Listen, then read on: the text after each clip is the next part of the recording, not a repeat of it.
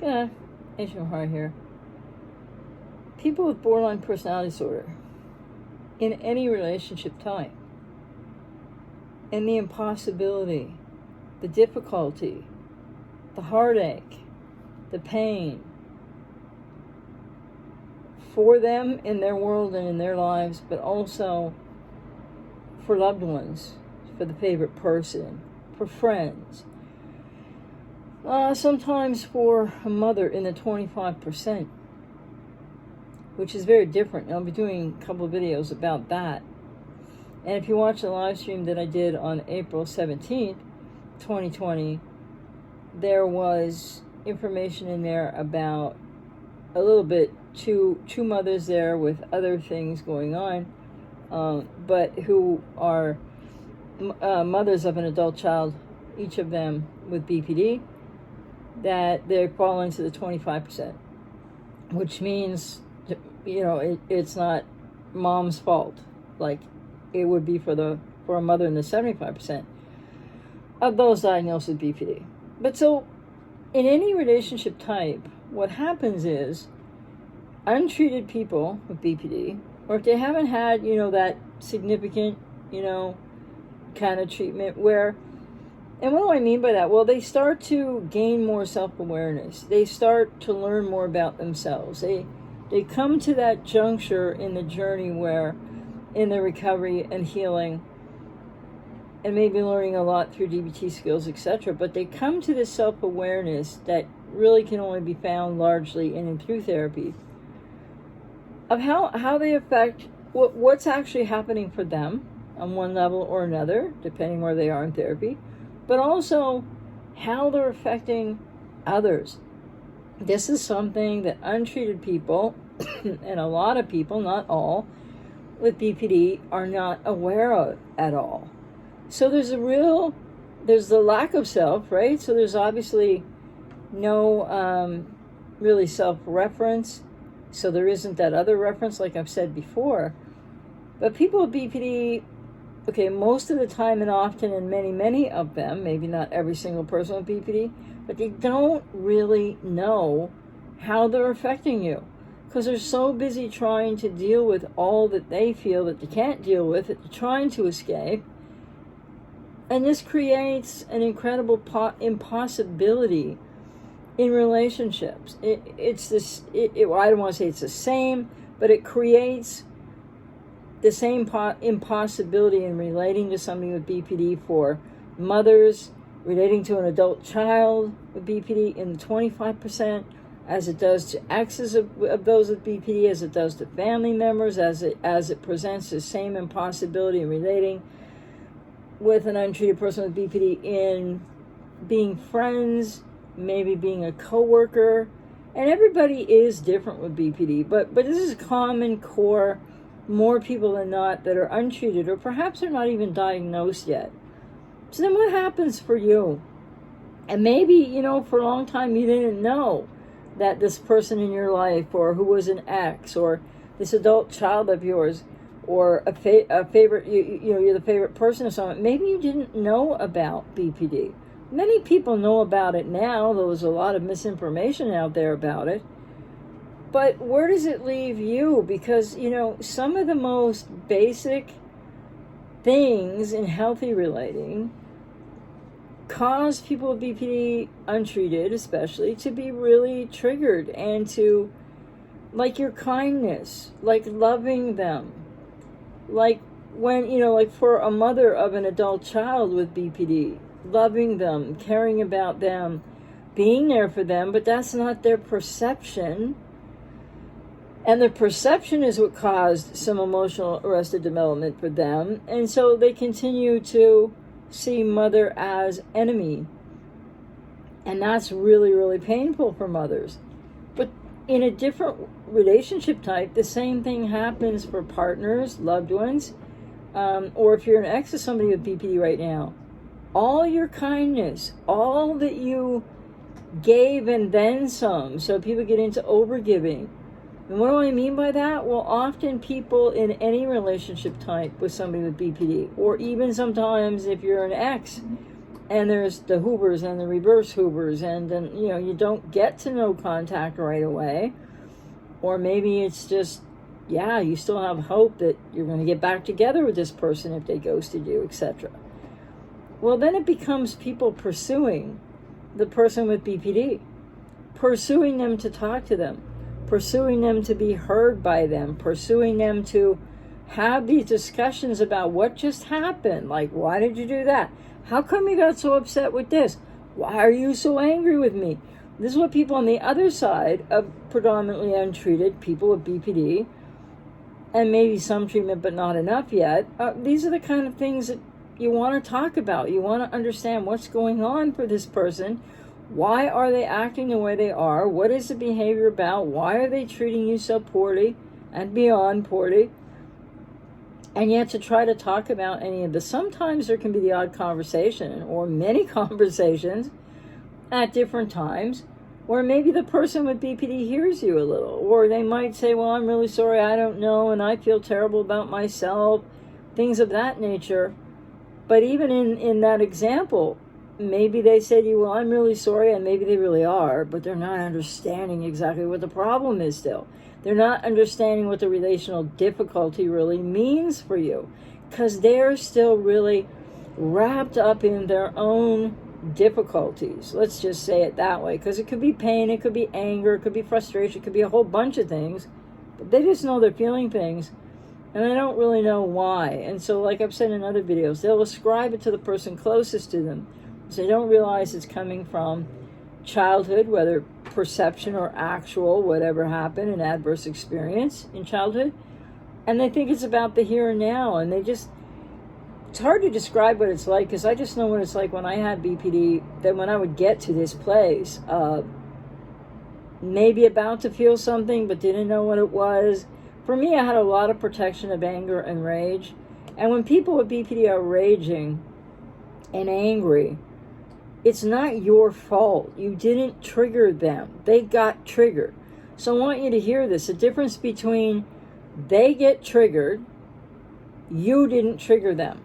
It's not your fault when they are triggered by something that just is happening in the here and now. But rage is, or the silence of the quiet borderline, is the ultimate in defense of terror, actually. Just if you want to know a little bit about what they're feeling, they don't know what they're feeling. They don't know why they're feeling the way they're feeling. They often can't even describe it if they haven't had any treatment. And so I will just call back on my experience, you know, over 3 decades plus ago, 40 decades ago, but I recovered, yes, 40 years ago. But I recovered, you know, like 32 years ago. And there was a process of, you know, a number of years in my 20s going through that. So what I remember about that is I didn't have a lot of self-awareness. I had maybe intellectual awareness about some things, but not emotional awareness. And I think that's what we see, a lot of people see on the quote other side, unquote, of somebody with BPD, is that who they are, where they're at intellectually, the arguments they can make, the way they can scream at you, yell at you, blame you, ignore you, whatever the case, and then come back and tell you why you did everything so wrong, often projectively. This right and wrong idea, it's fair, it's not fair, right fighting. But the thing is, so when all of these things go awry, when relating goes awry, as it always will, unfortunately with somebody with BPD, unless they get enough treatment, then are you pursuing them?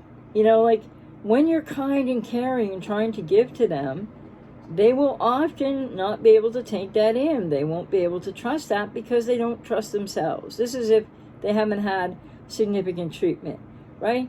And they don't have this self-awareness because they haven't found themselves yet, the self. So if you're pursuing them to be heard, to talk something out, to try to rationalize things with them logically, when they're highly emotional, and even if they're calm and you're trying to talk to them, they can like that become triggered, which is not your fault, and it's not your intention, and then they can be so highly emotionally dysregulated so quickly. So there's the big eggshell factor too, of even when you try to talk to them when they are calm, or things are going relatively well for a day or two, or whatever the case may be. And then boom, everything changes, and it's like, when is a good time to talk to somebody with BPD in your life, or who was in your life, or a family member, or if you're a parent in 25%, when's a good time to talk to this person with BPD? Often, if they're not treated at all, the answer, to be honest with you, is there is no good time to talk to them. Because even if you make progress and you are able to say something that you want to say to try to help them, or about what you're experiencing, but in a very, I statement, non-invalidating way, they'll come back. Next time they get triggered, they'll come back and they'll throw that all at you. And it's like a constant feeling and a constant reality, actually, that maybe you think you've been heard by the person with BPD. Maybe some ground has been gained.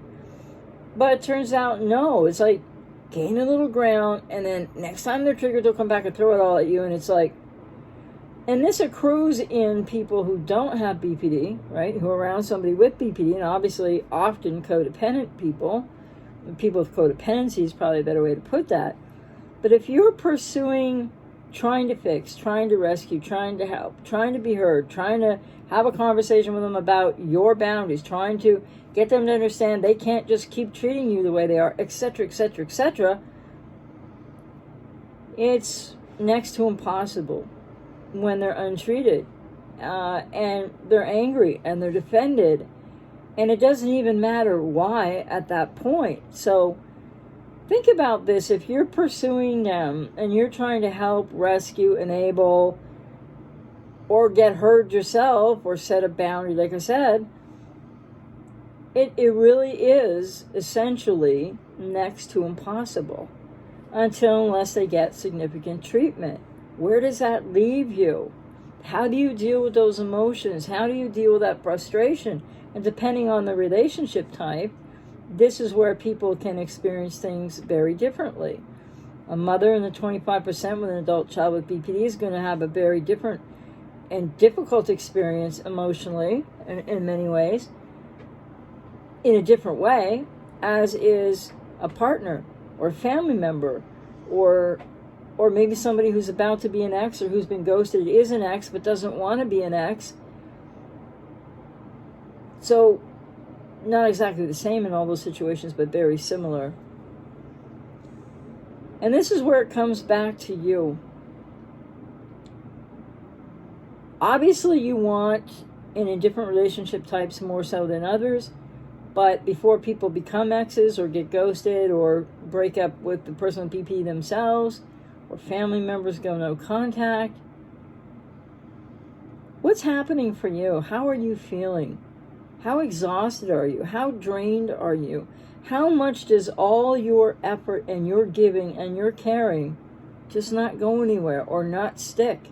Or if you think you got a message through the person with BPD and they're sort of hearing you, a day or two or a week later, if not an hour later, they're triggered again and they throw it all back at you, and it's like, oh God, back to square one we go again. Because see, the difficulties that people with BPD are having, nobody else can really help them with that. Therapy can help them. Therapy is the answer, And if they don't ever choose therapy, or if they haven't even been yet diagnosed, it's like, it's such mounted defenses, right? Infantile, strong, mounted defenses to perceived or actual adverse childhood experience that isn't going to change without them going to get help. And so then if you're in that helplessness, that feeling of helplessness, because this person can't be reasoned with, or if they are, then like I said, they get triggered and they throw it all back at you, and there's the jade arguments, right, or conversations that can go on for hours, justify, argue, defend, and explain. I was talking to a client, I've talked to many clients recently and over the years, who will say, and so the person with BPD did this and did that and did the other thing. I'm like, and then I was apologizing to her or him. And it's like, this is what happens when somebody doesn't know, people with BPD, when someone with BPD doesn't know who they are, they don't really understand emotionally what's going on. And again, it has all to do with the object-other relations and how you become object-other parent representation. Or if you are a mother in the 25%, you are the parent, but then you're always, or more often than not, seen by your adult child with BPD as the bad parent object. So that split between good mom, bad mom, which is perceived but very real for people with BPD when it's been perceived at a young age, still creates the emotional arrested development because it's so real to them, even though it's not real in the sense of what happened. So their perception is real, unlike the 75% where things actually happen, and it's different that way. And I've been asked a lot lately about, can someone have good parents and a healthy, half-decent family, like relatively healthy family versus really dysfunctional, and still have BPD? And the answer is yes, absolutely. And that's the 25% of people diagnosed with BPD where the perceived abandonment and or attachment difficulties really are, they're perception based by someone, a young infant to toddler with a very sensitive temperament who needs more, but mom tries to do everything she can for that child, and maybe has other children, and even just maybe having to take a minute for herself or go to the washroom or do something for another child for 2 or 3 minutes is perceived by a sensitive temperament child as, well, you don't care about me, perceived as abandonment, because it's like me, I need, and they just do have a higher type of need to be instantly satiated. And so they have no ability to, unless until they get significant treatment, soothe themselves or distract from any feelings. They're totally run by their feelings. And so they can present you 1 minute with a lot of intellect and argument or defense or projection and blaming you, and the next minute they could be in some basically young toddler-like, childlike, age-regressed dissociative place where they're throwing a tantrum that really is reminiscent of a 3 or 4 year old tantruming. So it's really important to think about that this is an impossibility to begin with. That has to be radically accepted. In many relationship types, no contact is going to be the only way that you're going to be able to move on, to find yourself, if you've lost yourself to somebody with BPD, and trying to help them and trying to love them, but they feel so bad about themselves. They are very fear-based and shame-based and have fear of abandonment, etc. They approach avoidance, conflict. Nothing about that says they're going to be able. They don't know who they are either. They're not able. It's a relation. It's an adverse childhood response, okay, or a response to adverse childhood experience that becomes very much a relational, not disorder, but situation. So, but don't be actively pursuing and trying to rescue, as many codependents are, no matter the relationship type. You have to really take care of yourself. You have to radically accept that you can't change how they feel, can't change how they're perceiving you, and you have to look at how much damage you're accruing. What's happening for you? How much pain are you in? And what are you going to do about that for yourself? So, and I'm out here to work with people to help them with that. And definitely, people do a lot of exploring with me in sessions and then coming to their own conclusions about what's the best tack to take or whether to continue a relationship depending on the relationship type. And so, yeah, if I resonate with you and you think you might benefit from that, just know I'm out here to help you with that as well. Strategies around how to really communicate with someone with BPD, I can help a little more with that in sessions as well, because it's highly individual.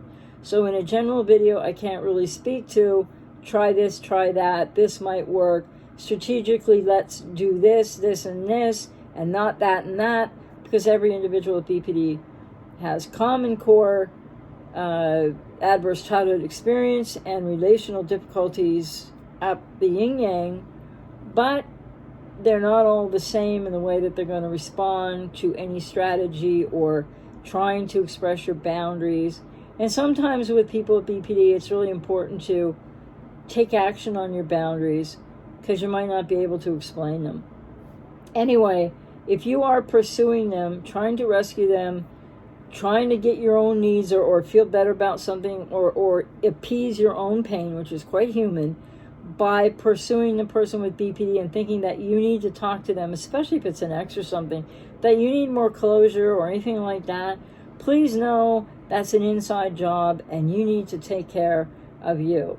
So I hope something I said was a little bit helpful or gives you food for thought or is a reminder, because people are in all different kinds of places with this.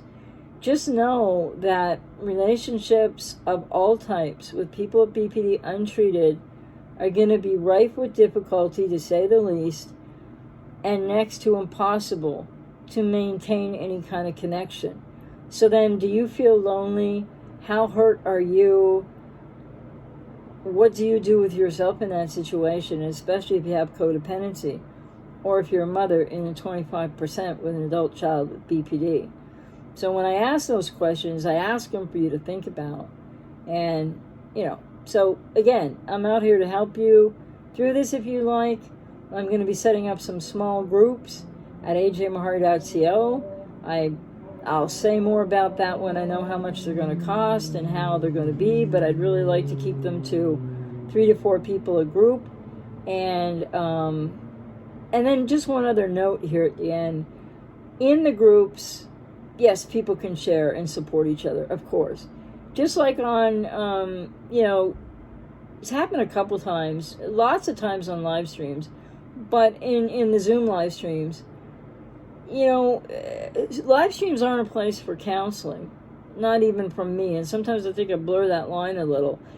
But then other people need to realize too about boundaries on a live stream, or maybe some boundaries in a support group, because people with codependency tend to start, people relate to each other, they're understandable, but then they start to try to give them all kinds of, try this, I learned this from this, and this helped, and that helped. And that's understandable, but it's not allowing someone their own space to find their own way. And also on a live stream, it's people counseling. It's a codependent response, and people end up giving people quote advice that's not really the place to be doing that. And people might know what worked for them or what's helping them right now, but it might not work for someone else or help them in the same way. And again, it's wonderful when people can relate to each other.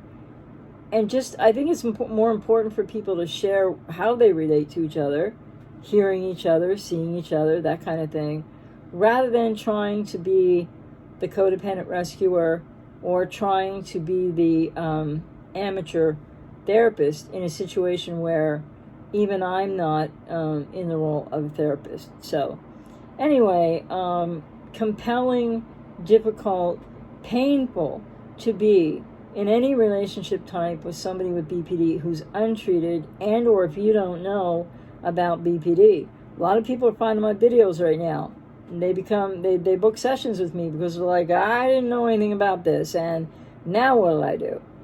It's difficult territory. You're not going to rescue, you're not going to fix, you're not going to change them. So what is it inside of you that drives, obviously you care about them, obviously you love them, but what else is it about your drive to pursue them, to help them or be heard by them, or rescue them, or try to fix and change them, or try to get them into therapy, all the things that they have to make decisions and learn how to take responsibility for themselves to do. What is happening inside of you? You want to change them. You want them to be mutual and loving you back. But it's not who they are. It's not what they understand right now. So think about that, because you need to take care of you.